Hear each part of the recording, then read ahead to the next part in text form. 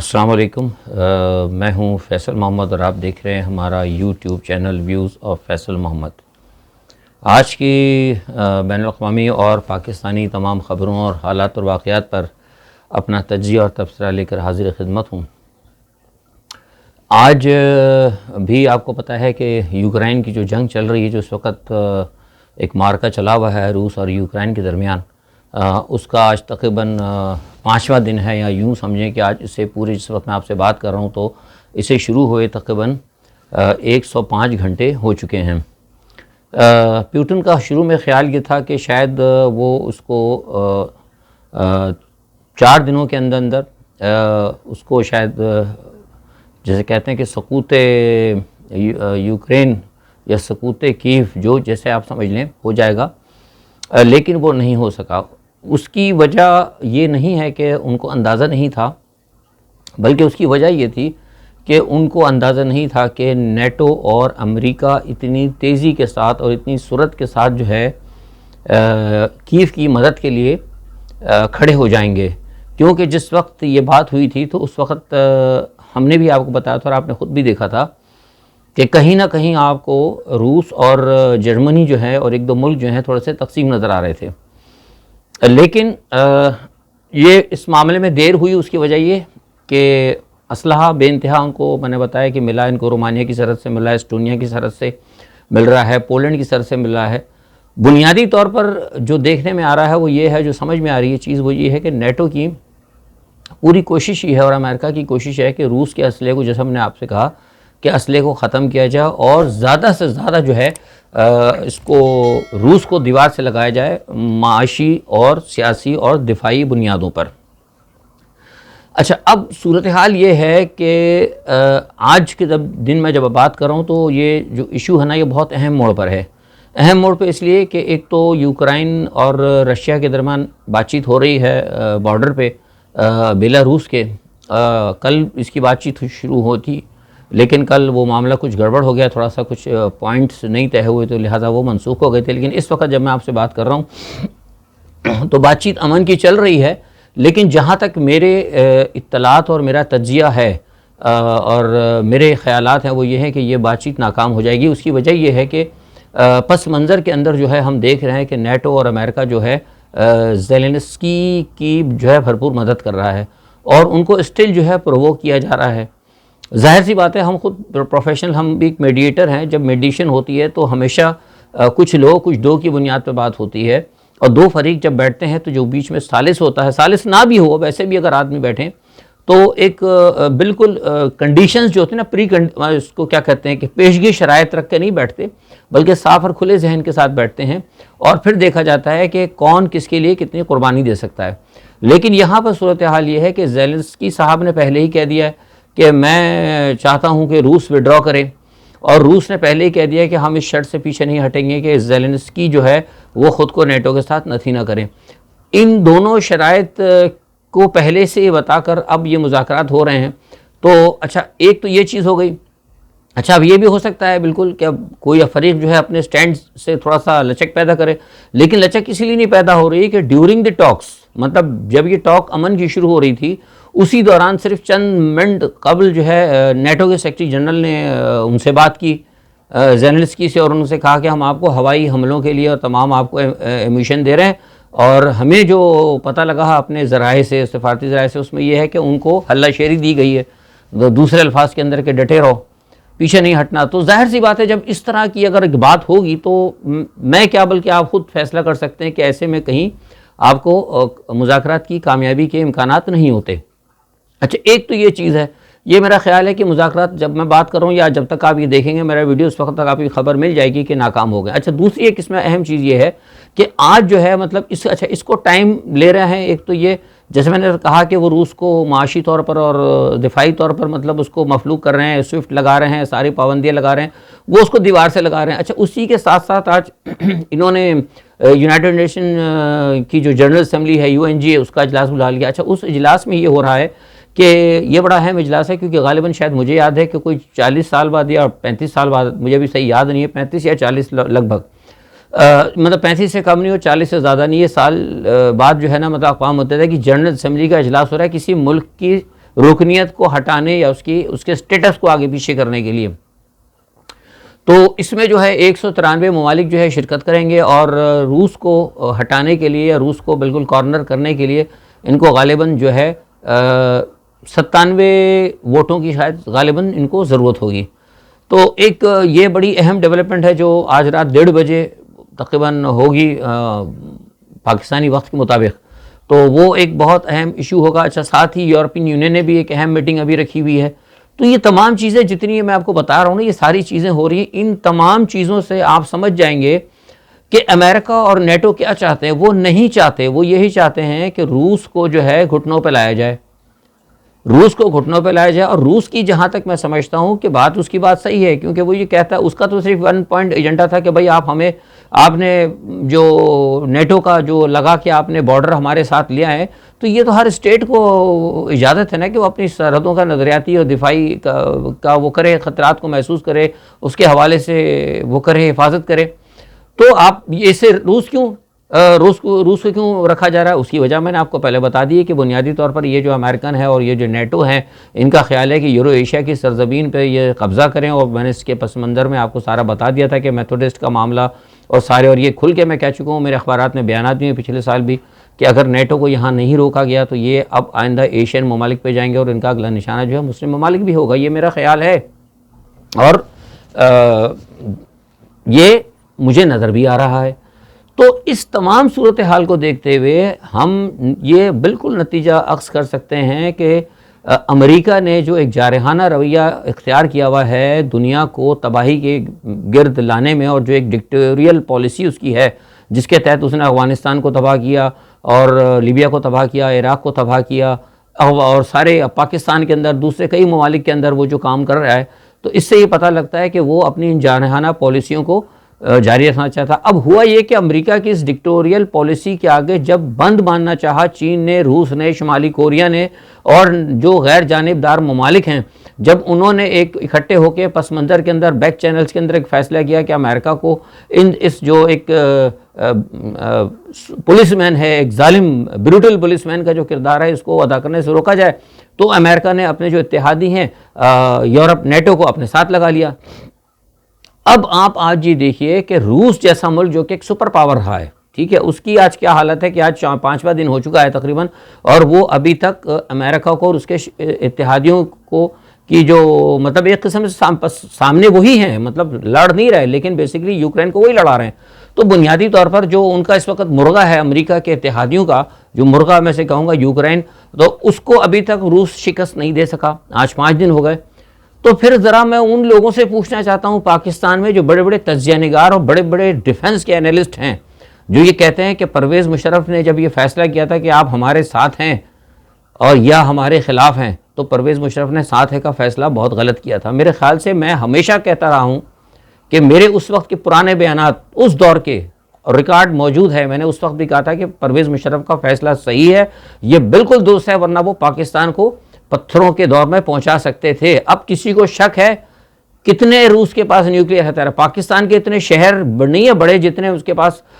6000 سے اوپر اس پر nuclear weapons ہیں، اس کے پاس دنیا کی مانوی فوج اس کے پاس موجود ہے، دنیا کے بڑے پاکستان کو تو وسائل بھی نہیں تھے۔ جب وہ آج 5 دن تک مطلب خود نہیں لڑ رہا، اس کے مرغوں کے اس کا جو پٹھا ہے، مطلب نیٹو اور امریکہ کا جو پٹھا اس وقت لڑ رہا ہے یوکرین، اس کو ابھی تک وہ شکست نہیں سکا۔ تو اگر جب پاکستان سے براہ راست امریکہ لڑتا اس وقت، اگر مشرف صاحب کو جیسے کہتے ہیں کہ آپ اڑ جاتے، تو پاکستان کا حشر کیا نہ تھا۔ اس دور میں ہمارے ساتھ جب کہ بھارت تیار بیٹھا تھا، اس نے آفر کر دیا تھا امریکہ کو کہ ٹھیک ہے اگر آپ ہمارے فوجی اڈے بھی لینے کے تیار ہیں۔ تو ہمیشہ جو میں کہتا ہوں، بہت سے لوگ کبھی کبھی کہتے ہیں، میں اپنی بات کر رہا ہوں، بہت سے لوگ مجھے بھی کہتے ہیں کہ فیض صاحب آپ غلط بات، میں کبھی بھی غلط بات نہیں کرتا، میرے اندازے کو سوچ سمجھ کے کہیں سے خبریں دیکھ کے بہت ساری چیزیں دیکھ کے میں بتاتا ہوں۔ یہ ضروری نہیں کہ جو بات آج میں کہہ رہا ہوں وہ کل ہی صحیح ہو جائے، جو صحیح بات ہوتی ہے وہ اپنا اثر دکھاتی ہے، چاہے وہ 1 مہینے بعد آئے یا 1 سال بعد۔ آج کی یہ بات جو ہے نا پرویز مشرف کا فیصلہ جس کو میں کہتا تھا کہ درست تھا، آج یہ ثابت ہو رہی ہے۔ اب بھی اگر اس کو کوئی ماننے کے لیے تیار نہیں تو پھر میں اس کے لیے پھر کہہ سکتا ہوں کہ بس اس کی یا تو عقل پہ پردے پڑے ہوئے، کیونکہ اس سے بڑھ کے کوئی ثبوت نہیں ہے۔ اب صورتحال کیا بن گئی ہے کہ پاکستان کے حوالے سے میں آپ کو بتاتا ہوں کہ امریکہ اور نیٹو جو ہے بنیادی طور پر اس جنگ میں شامل نہیں ہے، لیکن انہوں نے یہ فیصلہ کیا ہے کہ روس کے ساتھ شامل جو بھی ممالک ہیں، ضروری نہیں جنگ میں شامل، لیکن جو کہیں نہ کہیں روس کے حمایتی ہیں اس وقت یا روس کے ساتھ کھڑے ہیں، اس جنگ کے بعد جو ہے ان سے نپٹا جائے گا۔ تو میں سمجھتا ہوں کہ اس وقت چین کو، پاکستان کو، شمالی کوریا کو، رشیا کو، وہ تمام ممالک جو بالکل مطلب ایک اس جارحیت کے خلاف ہیں یا یہ سوچتے ہیں کہ کسی ملک کی کو اس طرح تاراج نہیں کرنا چاہیے جیسے کہ امریکہ نے کیا، اس پالیسی کی جو خلاف ہیں، ان کو چاہیے کہ وہ یونائٹڈ نیشن کی جنرل اسمبلی کے اندر اپنا ایک کردار ادا کریں، ورنہ جس طریقے سے روس کو روکنے کے لیے دیکھیے UNSC میں تو ویٹو تھا، اس نے ویٹو پاور کر دیا، لیکن اب یونائٹڈ نیشن کی جنرل اسمبلی کا جو اجلاس ہوگا اس میں ویٹو پاور کا نہیں ہوتا۔ اگر یہ بات ہو جاتی ہے آج، مجھے ابھی نہیں پتا اس حوالے سے کہ اگر یونائٹڈ نیشن کی جنرل اسمبلی کے اندر اگر روس کو شکست ہو جاتی ہے تو اس کا مطلب ایک صاف واضح ہو جائے گا کہ تمام بڑے بڑے ادارے جو ہیں، وہ تو ہم تو پہلے بھی کہتے ہیں کہ ان کے ہاتھ میں ہیں، تو وہ اس کا مطلب ہے کہ وہ ان کی کٹ پتلی ہیں، وہ ان کو روک نہیں سکتے، کیونکہ روس کا سٹینڈ جو ہے، میں نے آپ سے کہا نا کہ اس وقت بالکل درست ہے۔ مجھے کوئی کہنے میں آر نہیں کہ روس کا سٹینڈ بالکل صحیح ہے۔ میں شروع سے اس چیز کے خلاف تھا کہ آپ نے اسٹونیا کو، لٹویا کو اور پولینڈ کو آپ نے کیوں نیٹو، میں پولینڈ کے بھی خلاف تھا کہ کیوں آپ نے پولینڈ کو دیے۔ جب ایک بات ہے کہ وارسا پیکٹ ختم ہو چکا تو پھر نیٹو پیکٹ بھی ختم ہونا چاہیے، اگر نہیں ختم ہوتے تو آپ اس کو وہیں تک موجود رکھیں، آپ اس کو وہیں تک موجود، آپ کیوں آگے گئے؟ یعنی آپ نے تو روس کی سرحدوں پہ آپ پہنچ گئے، اب وہ اگر روکنا چاہ رہے تو آپ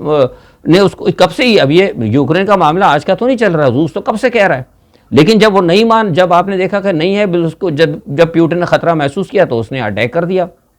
لیکن میں نے یہی بتا تھا کہ وہ ان کا پلان کیا ہے، آپ کو میں پہلے بتا چکا ہوں کہ امریکہ کا، نیٹو کا، ان کے پیچھے کون ہے اور ان کا کیا پلان ہے، تو ظاہر سی بات ہے وہ اس پلان کے لیے اندر روس تو قربانی کا بکرا نہیں بنے گا، تو لہٰذا مجبور ہو کے روس نے حملہ کیا اور آج اب یہ صورتحال اب سامنے ہے۔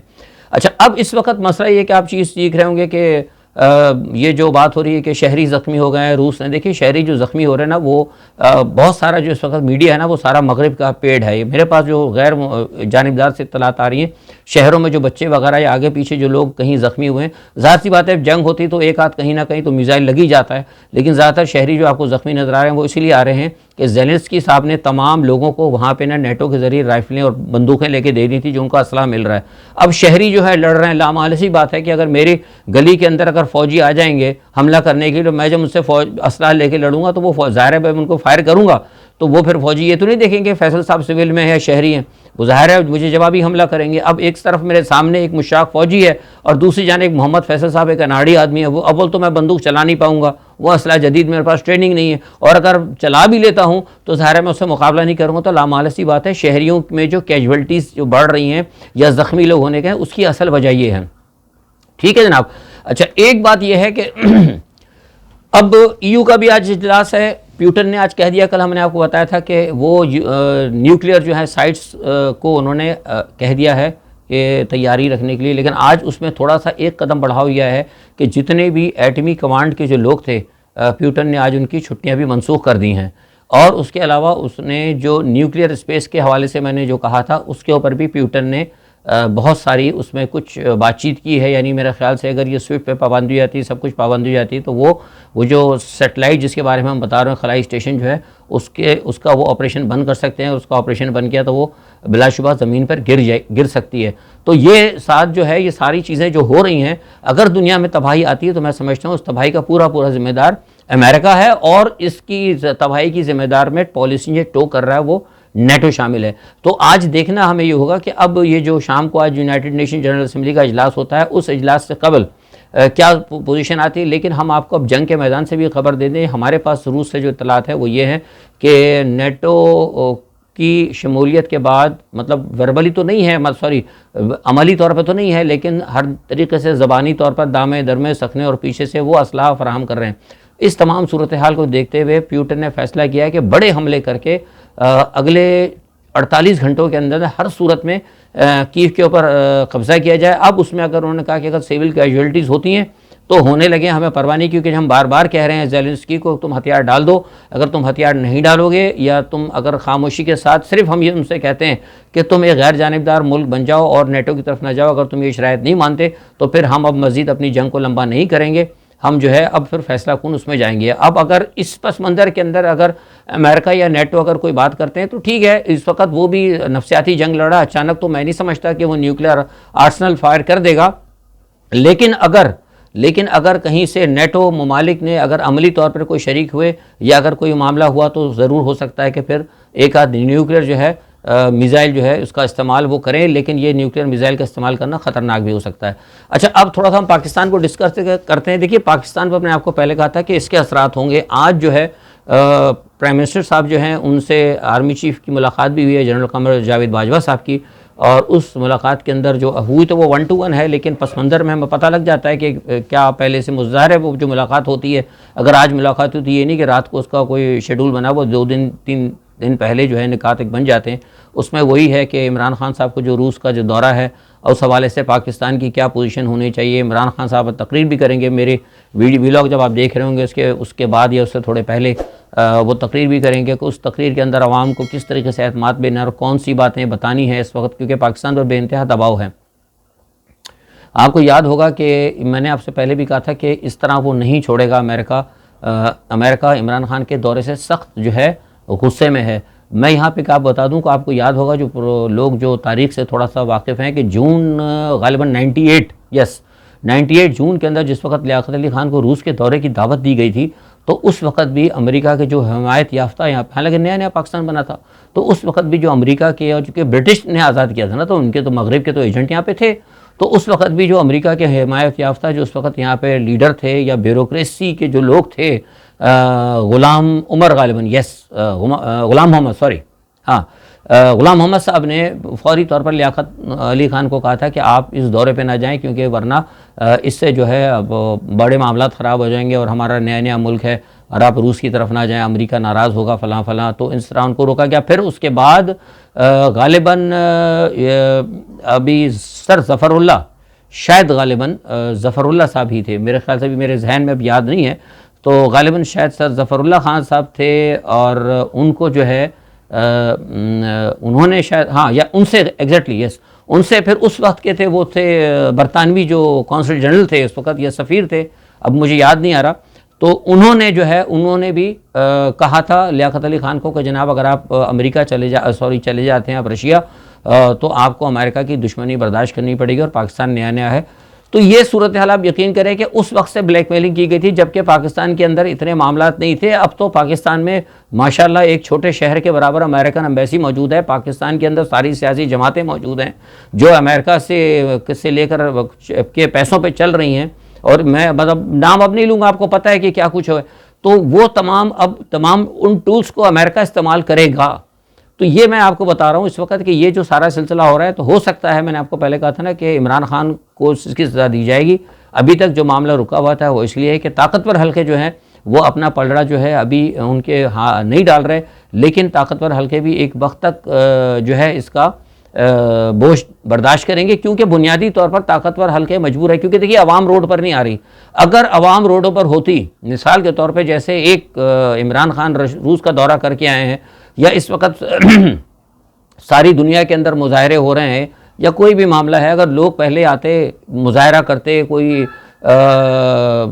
زرداری صاحب کے خلاف, کوئی نواز شریف کے خلاف کہ بھائی ان لوگوں نے ملک کو بڑا نقصان پہنچایا ہے تو ان کو کاؤنٹر کیا جائے, یہ تو ملک دشمن ہے, تو کہیں نہ کہیں سے پھر طاقتور حلقے سوچتے ہیں. لیکن طاقتور حلقوں کو پتہ ہے کہ یہی پیپلز پارٹی, یہی مسلم لیگ نواز, یہی فضل الرحمان صاحب, اور یہی کیا کہتے ہیں اچکزئی صاحب, جو کہ امریکی ایوانوں میں اور امریکی اوطاقوں میں جا کر بیٹھتے ہیں, ان سے مشورے لیتے ہیں. یہی ہمارے پاس سکے ہیں, نئی پارٹی تو ہمارے پاس ہے نہیں. آپ کو پتہ ہے کہ سوشلسٹ ایک دم ہوا کرتا ٹائم تو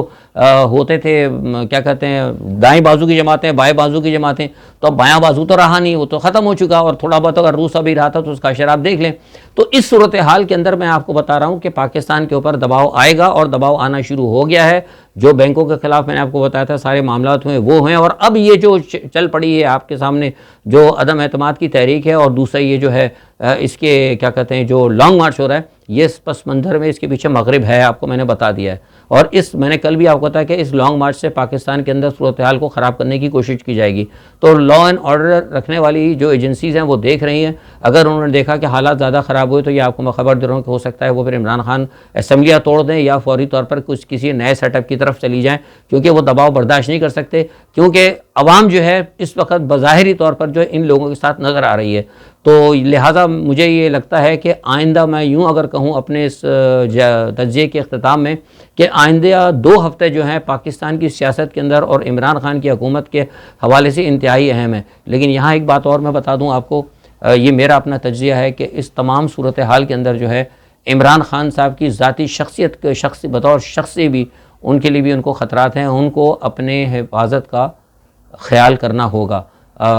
آج کی خبروں پہ میرا اتنا ہی تجزیہ، کل انشاءاللہ ضرور دوبارہ عالمی اور پاکستان کی خبروں کے ساتھ حاضر ہوں گا، تب تک اپنا خیال رکھیے گا، اللہ حافظ۔